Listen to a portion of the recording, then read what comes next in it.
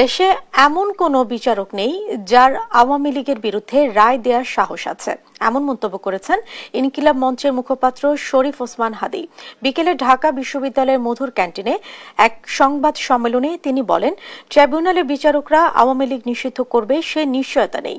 তাই এ বিষয়ে সিদ্ধান্তের ভার বিচার বিভাগের কাছে না রেখে গণভোট আয়োজনের তাগিদ ওসমান হাদীর।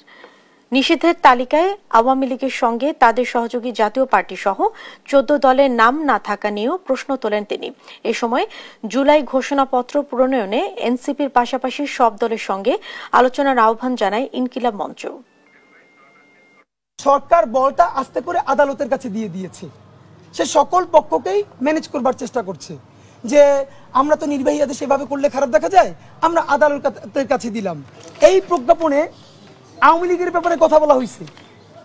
আওয়ামী লীগকে এই দেশে যারা এই ফ্যাসিবাদের সব থেকে কাছের সহযোগী, জাতীয় পার্টির কথা নাই কেন? তওবা কমিশন গঠন করে যেই আওয়ামী লীগ গণহত্যা করে নাই, রক্তের দাগ নাই, তাদেরকে দায় মুক্তি দিতে হবে, যাতে তাদেরকে নিয়ে কেউ মামলা বাণিজ্য করতে না পারে।